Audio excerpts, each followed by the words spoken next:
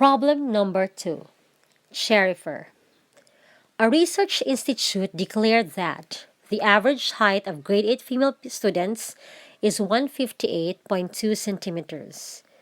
Cherifer Pharmaceuticals claimed that their product can increase the height of the students.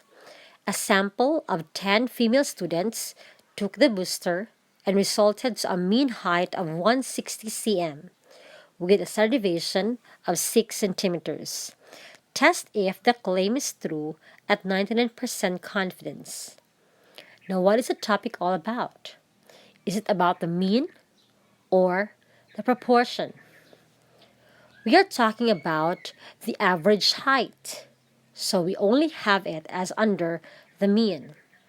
Our parameter of interest is the mean height of grade 8 female students. Or we could also say the average height of grade 8 female students. What is the claim? The average height of grade 8 female students is 158.2 centimeters, and that is our null hypothesis. Cherifer Pharmaceuticals claim that their product can increase the height of the students. It's one-tailed, right-tailed. So our alternative hypothesis will say is greater than 158.2 centimeters. We have 10 female students for our sample, and the sample size is small. So we state our assumption for small samples. A sample of 10 comes from a normally distributed population. Since our sample size is only 10, so it's small, and we're comparing it to a mean, so a statistical test is one sample t-test. Remember that our alternative hypothesis signals an increase, so our tail is one-tailed, right-tailed. Our level of significance is at 0.01, since we test if the claim is true at 99% confidence. With that, our critical value is t equals 2.821.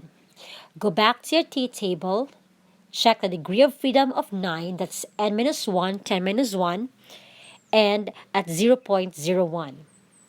Now we compute our test statistic. Based on the given data, our population mean is 158.2, our sample size is 10, our sample mean is 160 cm, and our sample standard deviation is 6. We substitute that to the formula. We have 160 minus 158.2 divided by 6 over square root of 10. Our test statistic t is 0.95. Now we check our p-value. Let's get our t-table and let's check our p-value. Here. Remember that our p-value, our test statistic is 0.95. So, with a degree of freedom of 9, we check again. 9, we look at this one, at this row. And we're looking for the nearest point for 0.95. And that is 0.70 and 1.38. If we check our p-value for that, that is between 0.10 to 0.25. Now let's go back to the main one.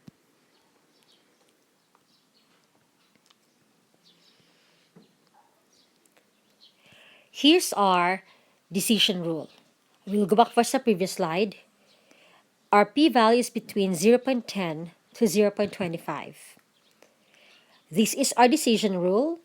Using the traditional method, we say if our z, by the way, that's not z, we say the proper is if our t, because we are checking for the t value. So we say if our t is greater than or equal to 2.821, then we reject the null hypothesis.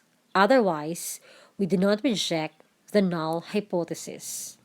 Using the p-value approach, we say we reject our null hypothesis if our p-value is less than or equal to alpha.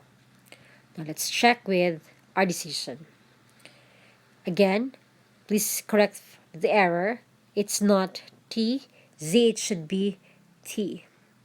For the traditional method, we say if our computed t it's 0.95 and it's less than our tabular t, which is 2.821.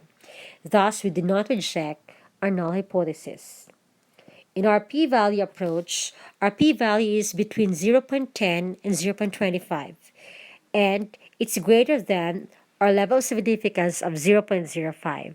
Thus, we do not reject our null hypothesis. We state our decision. Thus, we do not have sufficient evidence to reject the null hypothesis. Then we state the null. The average height of grade 8 female students is 158.2 cm. Or, if we base it on the claim of Cherifer Pharmaceuticals, we can say Cherifer does not increase the height of grade 8 female students.